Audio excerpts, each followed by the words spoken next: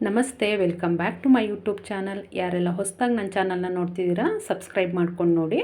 ನಾನಿವತ್ತು ಮದುವೆ ಮನೆಯಲ್ಲೆಲ್ಲ ಮಾಡ್ತಾರಲ್ಲ ತೊಂಡೆಕಾಯಿ ಹುಡಿ ಪಲ್ಯ, ಅದು ಮಾಡೋದು ಹೇಗೆ ಅನ್ನೋದನ್ನು ತೋರಿಸ್ತಿದ್ದೀನಿ. ಮಾಡೋದು ತುಂಬಾ ಸುಲಭ, ರುಚಿನೂ ಕೂಡ ಅಷ್ಟೇ ಚೆನ್ನಾಗಿರುತ್ತೆ. ಇದು ಇನ್ಸ್ಟೆಂಟಾಗಿ ನಾವು ಮಸಾಲ ಪೌಡ್ರನ್ನ ಮಾಡಿಕೊಂಡು ಮಾಡ್ತಕ್ಕಂತಹ ಒಂದು ಪಲ್ಯ. ಇದಕ್ಕೆ ನಾನು ಮೊದಲಿಗೆ ತೊಂಡೆಕಾಯಿನ ತೊಳೆದು ಒಂದು ಬೌಲ್ನ ಹೆಚ್ಚಿಟ್ಕೊಂಡಿದ್ದೀನಿ.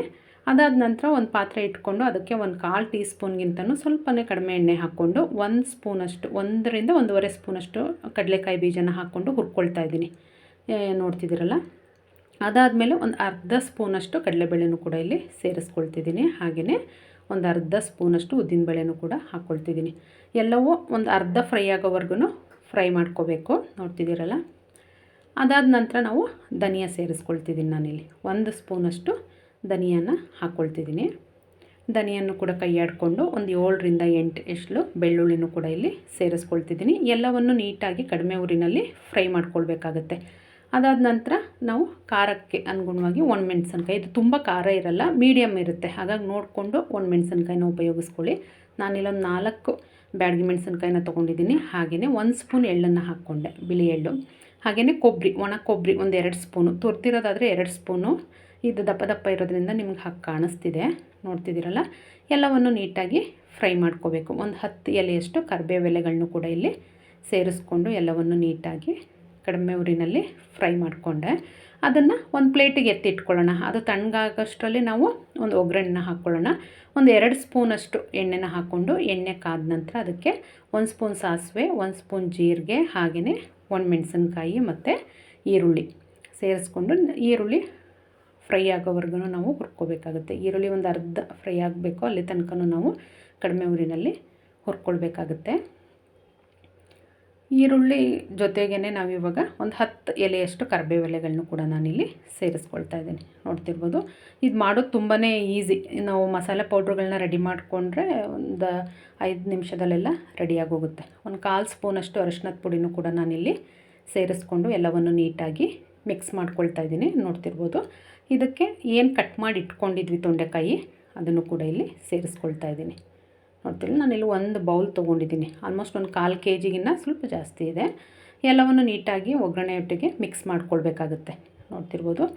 ಇದು ಅನ್ನ ಚಪಾತಿಗೆಲ್ಲ ಒಂದು ಒಳ್ಳೆ ಡಿಶ್ ಅಂತಲೇ ಹೇಳ್ಬೋದು. ರುಚಿ ಮಾತ್ರ ತುಂಬ ಚೆನ್ನಾಗಿರುತ್ತೆ. ನಾವು ಇನ್ಸ್ಟೆಂಟಾಗಿ ಮಸಾಲೆ ಪೌಡ್ರ್ ಮಾಡ್ಕೊಳ್ಳೋದ್ರಿಂದ ರುಚಿ ತುಂಬ ಚೆನ್ನಾಗಿರುತ್ತೆ.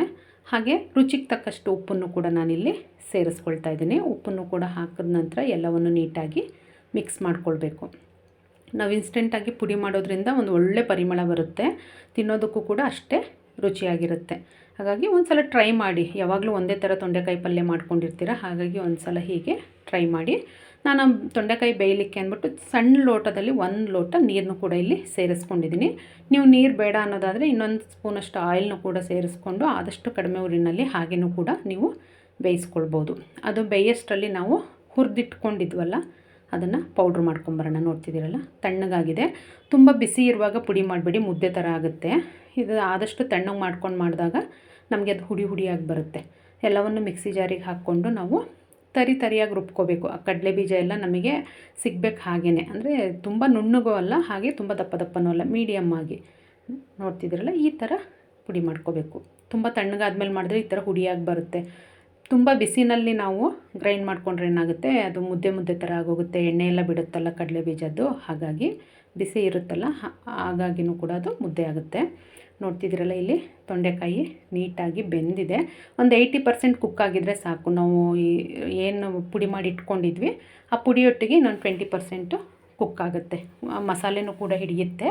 ಹಾಗೆಯೇ ಉಳಿದಿದ್ದ 20% ಅದರಲ್ಲಿ ಕುಕ್ ಆಗುತ್ತೆ. ಹಾಗಾಗಿ ಒಂದು 80% ತೊಂಡೆಕಾಯಿ ಬೆಂದಿದೆ ಅನ್ನುವಾಗಲೇ ನಾವು ಮಸಾಲೆ ಪೌಡ್ರ್ ಏನಿತ್ತು ಅದನ್ನು ಸೇರಿಸ್ಕೊಳ್ಬೇಕು. ನೋಡ್ತಿದ್ದೀರಲ್ಲ, ಇದಕ್ಕೆ ನಾನು ಹುಳಿಗೆ ಸ್ವಲ್ಪ ನಿಂಬೆಹಣ್ಣನ್ನು ಹಾಕ್ಕೊಳ್ತಾ ಇದ್ದೀನಿ. ಒಂದು ಅರ್ಧ ಹೋಳಷ್ಟು ನಿಂಬೆಹಣ್ಣನ್ನು ಕೂಡ ಹಾಕ್ಕೊಂಡು ಎಲ್ಲವನ್ನು ನೀಟಾಗಿ ಮಿಕ್ಸ್ ಮಾಡ್ಕೊಳ್ಳಿ.